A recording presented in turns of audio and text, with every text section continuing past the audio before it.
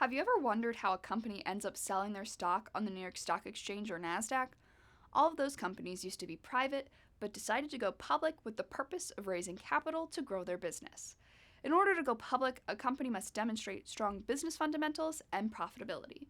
In the past few years, some companies you may have heard of, Airbnb, Uber, Chewy, and DoorDash, have made their market debuts. So, how does a company go public? Well, there are several ways, including IPOs, direct listings, and SPACs.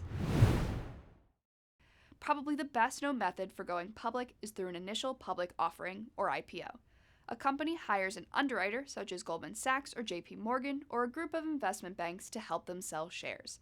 The underwriter helps the company through the IPO process, which involves registering with the Securities and Exchange Commission, meeting their requirements, as well as the requirements of the exchange they choose to list on. Underwriters often assume the risk of finding the buyers, introducing company management to potential investors, and increasing public awareness of the IPO. They also help determine an opening share price and how many new shares the company should issue. However, going public via IPO is a time-consuming and expensive process. It can take between 6 to 9 months, and underwriters charge a commission. Another option to go public is through a direct listing or direct public offering.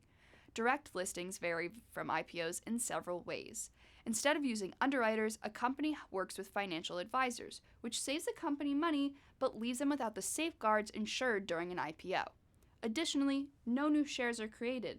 They only use existing shares from shareholders who sell directly on the public market. How well a direct listing performs is determined by supply and demand. If there is demand, then stock price will go up. Companies that choose direct listings are often well-known success stories that already have interest of potential investors. In recent years, companies like Spotify and Slack have gone public on the New York Stock Exchange through direct listings. Now, if you're a Spotify user, you know everybody goes crazy for Spotify Wrapped at the end of the year. That's when it tells you you're wacky for listening to Harry Styles for like 20 hours and you're in the top 1% of his listeners, hypothetically speaking. Of course. Well, investors got wind of this craze at the end of 2020. Spotify's stock soared. Clearly a direct listing success story.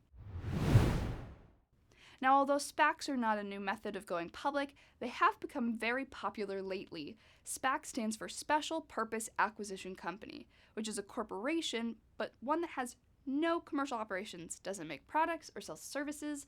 Their only assets are whatever capital they raise in the IPO.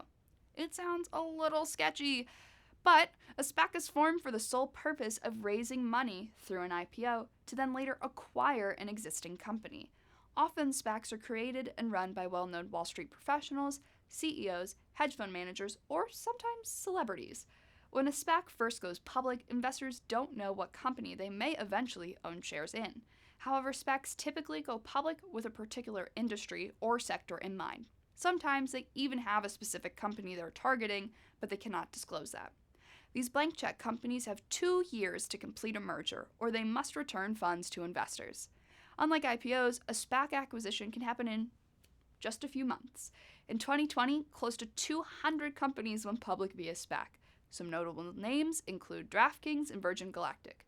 They're going to the moon! Well, I mean, Virgin Galactic is literally trying to go to the moon. I don't know about the stock. Clearly, there are pros and cons to each method when a company chooses to go public. But you're glad you don't have to make that type of decision. But be sure to listen to rumors about new companies that are looking to go public. Something you may have used in 2012, Facebook, went public that year at $38 a share. It now trades well over $200 a share. Maybe there's a private brand you currently love and see potential in, so be sure to pay attention because it may just make you some money in the long run.